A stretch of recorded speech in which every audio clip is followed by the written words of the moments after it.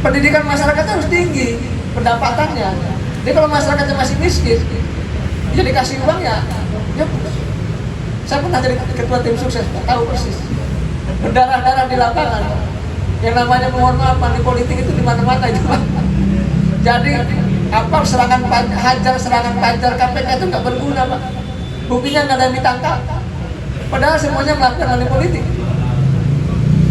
KPK hanya menangkap di tahun 2014 masih ingat. Waktu itu Pak Bowo Sini Patersora tangkap karena menyiapkan 400 angkot. Ya memang faktanya seperti itu. Jadi kalau masyarakatnya masih rendah pendidikannya, mohon maaf, masih banyak yang miskin juga misalkan di kolong-kolong Jakarta ini pemilihnya, ya tetap saja akan membutuhkan itu. Jadi perlu ini juga ada impact terhadap demokrasi. Kalau perutnya kosong ya nggak bisa juga memilih secara rasional.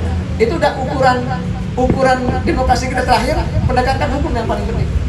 Penegakan hukum harus paralel dengan membangun kualitas demokrasi. Jadi demokrasi akan sehat kalau penegakan hukumnya sehat. Nah kita kan enggak. Penegakan hukumnya gimana presiden? Golkar nanti, gitu. Nanti tolong MA putusannya begini, MK putusannya begitu kan bisa diatur. Lo masa misalkan 281 juta jiwa kita tidak bisa mengingatkan itu. Ini yang menjadi problem kita bersama kan. Jadi saya terakhir ingin katakan bahwa sejatinya membangun tadi demokrasi, saya percaya dengan kualitas figurnya. Yang didorong figur, karena pertarungan pilkada itu figur, bukan pertarungan. Makanya tadi ada Darmakun yang ditanyakan bagaimana. Misalkan ada Ridwan Kamil, misalkan Anies, misalkan ini didorong atau tidak, ada Anies, terserah apakah Anies bisa maju atau tidak sudah tahu. Yang pasti figur inilah yang menentukan bulat lonjongnya pembangunan daerah. Jadi kalau dia punya kapasitas, kalau punya kualitas, punya pengalaman, ya daerahnya akan maju.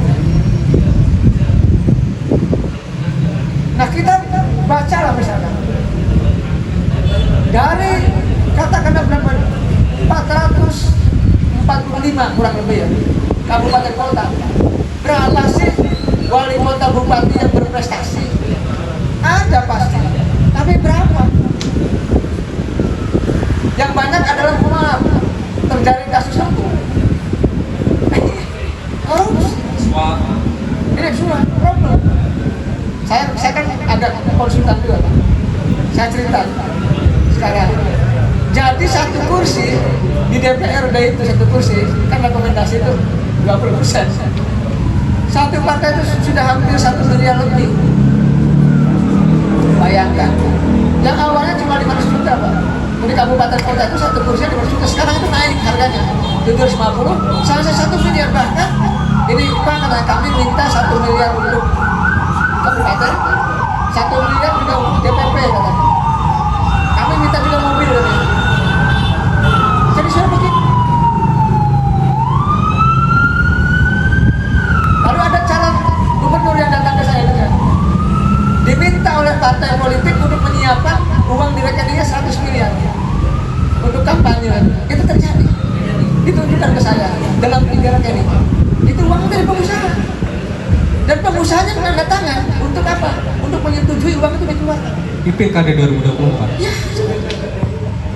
Jadi ini mengerikan. Jadi saya dapat curhatan dari mereka. Oleh karena itu saya melihat perlu kita juga mengawal proses demokrasi pilkada ini dengan lurus gitu loh. Siapapun yang berkualitas ya dorong. Siapa yang mampu ya dorong. Siapapun. Jadi menurut saya Darmakun itu tadi dengan segala kekurangan dan kelebihannya tidak apa. Yang penting jangan jadi calon boneka aja kan. Nah ini yang menjadi bahan pikiran kita Pak. Kalau uang sudah seperti itu, kami akademisi nggak bisa bertarung. Ya. Kami mensurvei berapa provinsi, ada puluhan kabupaten kota yang menceritakan hal yang sama dari kandidatnya itu. Saya dengar Anies juga diminta oleh partai tertentu. Dan Anies tidak sanggup. Kira-kira bagaimana saya nggak tahu. Begitu.